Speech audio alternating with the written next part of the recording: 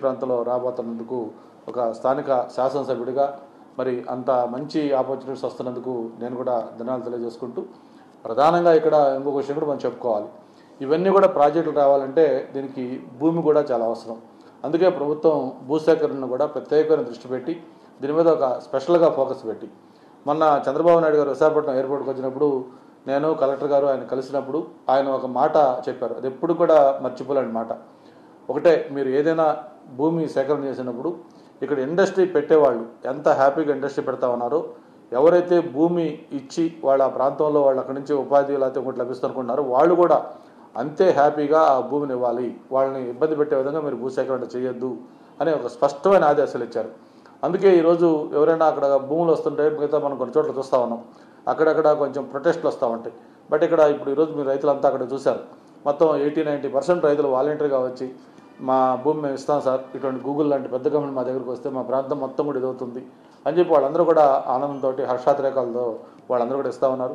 అందుకే first time in the history of the Andhra Pradesh ఒక land acquisition చేయాలని డిసిషన్ తీసుకున్న తర్వాత అక్కడ భూమి విలువ పెంచిన దాఖలాలు దొరకలేవు. ఫస్ట్ టైం తర్లువాడలో ఏదైతే ఎస్ఆర్ఓ ప్రైస్ ఉందో ఆ ప్రైస్ కూడా భూసేకరణ చేయాలని డిసిషన్ తీసుకొని ఆల్రెడీ గ్రామ సభలు పెట్టి మొత్తం నోటిఫికేషన్ ఇచ్చిన తర్వాత దాన్ని వాళ్ళ కోసం ప్రత్యేకంగా రేటు పెంచాం.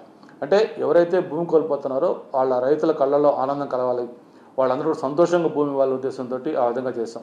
గతంలో మనం 2014-19 ఇక్కడ ప్రభుత్వం ఉండగా నేను విద్యాశాఖ మంత్రిగా ఆ రోజు ఐఐఎంకి గంభీరంలో ల్యాండ్ అక్విజిషన్ చేశాం. ఈరోజు కూడా అది ఒక బెంచ్ మార్కు ల్యాండ్ అక్విజిషన్ అందరూ కూడా చెప్పుకుంటా ఉన్నారు.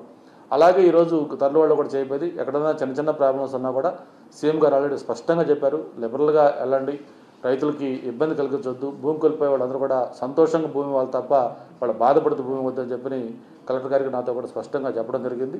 ఇంకా చిన్న చిన్న ఎస్సీకి సంబంధించి వాళ్ళకి సంబంధించి కొన్ని చిన్న చిన్న ఇష్యూస్ ఉన్నాయి, వాళ్ళందరికీ కూడా ఎటువంటి నష్టం జరగకుండా ఎవరైతే భూమి కోల్పోతా ఉన్నారో వాళ్ళందరూ కూడా ఉపాధి అది ఒకటి అష్యూరెన్స్ ఇస్తూ ఉన్నాం. అలాగే అక్కడ వాళ్ళకి ఒక కమర్షియల్ కాంప్లెక్స్ ల్యాండ్ కట్టించి వాళ్ళందరికీ అక్కడ ఎస్టాబ్లిష్మెంట్ క్రియేట్ చేస్తూ ఉన్నాం. దాంతోపాటు ప్రధానంగా ఏదైతే ఈ మిగతా ఇష్యూస్ ఉన్నాయో వాటిలన్నింటి మీద కూడా వాళ్ళకి ఎటువంటి ఇబ్బంది లేకుండా కొంతమందికి అవసరం వస్తే రెసిడెన్షియల్ దీని కింద కూడా కొంత ఇళ్ల స్థలాలు ఇవ్వాలనుకుంటున్నాం. ఇట్లా వాళ్ళకి రైతులతో ఏమేమి కావాలో అవన్నీ కూడా చేయడానికి ప్రభుత్వం సిద్ధంగా ఉందని చెప్పి కూడా తెలియజేసుకుంటూ విశాఖపట్నం నగరానికి ఇంత పెద్ద దాదాపు 1,00,000 కోట్లు అన్నీ కలుపుకుంటే రైడన్ కావచ్చు లేకపోతే మిగతా అన్నీ కావచ్చు, ఇవన్నీ కూడా పెద్ద ఎత్తున ఇన్వెస్ట్మెంట్స్ వస్తూ ఉన్నాయి. ఇవన్నీ కూడా మన భీమిలి నియోజకవర్గంలో రావటం చాలా సంతోషం అని చెప్పి కూడా తెలియజేసుకుంటూ మరొకసారి ప్రత్యేకంగా యువనాయకులు లోకేష్ బాబు గారికి అలాగే చంద్రబాబు నాయుడు గారికి కృతజ్ఞతలు తెలియజేసుకుంటూ ఇప్పుడే మా కార్యకర్తలందరూ కూడా ఇంటి దగ్గరికి వచ్చి బాణసంచాది కాల్చి ఇంత పెద్ద అచీవ్మెంట్ మనకు వచ్చినందుకు దానికి సంతోషం తెలియజేశారు. అలాగే రేపు ఉదయం 9 గంటలకి ఆనందపురం జంక్షన్ నుంచి దాదాపు వేలాది మంది యువత బైకులతోటి ర్యాలీగా ఆ తర్లువాడ ఎక్కడైతే గూగుల్ సెంటర్ రాబోతా ఉందో ఆ డేటా సెంటర్ దానికి సంబంధించిన స్థలం దగ్గరికి వెళ్ళి అక్కడ సెలబ్రేషన్స్ చంద్రబాబు నాయుడు గారు లోకేష్ గారికి పాలాభిషేకాలతో పాటు అక్కడ బెలూన్లు ఎగరేసి ఒక వాళ్ళ ఆనందాన్ని తెలియపరచుకోవడం కోసం కూడా ఇప్పటికే కార్యకర్తలు సన్నాహతం అవుతున్నారు. యాక్చువల్లీ ఇప్పుడే వెళ్తా ఉన్నారు, నైట్లు మళ్ళీ ఎంత హడావుడిలో వద్దు చేయదు బాగుంటుందని చెప్పని రేపు ఉదయాన్న 9 o'clockకి ఆ ప్రోగ్రాం పెట్టుకున్నారు.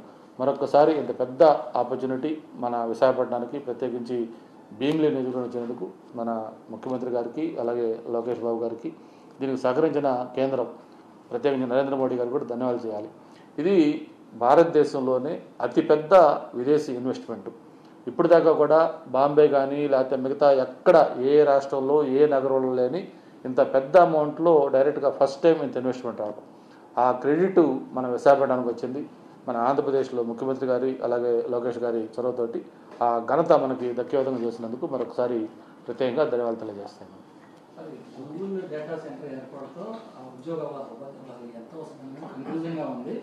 ఒక్కొక్కరు ఒక మాట మాట్లాడుతున్నారు, అంటే ప్రపంచవ్యాప్తంగా 1,80,000 మంది ఉద్యోగులు ఉంటే కేవలం వైజాగ్లో 1,88,000 మంది ఉద్యోగాలు ఎలా వస్తాయని ప్రతిపక్షాలు మాట్లాడుతున్నారు. అదే వాళ్ళకి అంత గతంలో వాళ్ళు ఎలా మంత్రులుగా ఎలా మాట్లాడారో ఎలా చేశారో మనకు తెలుసు కదా.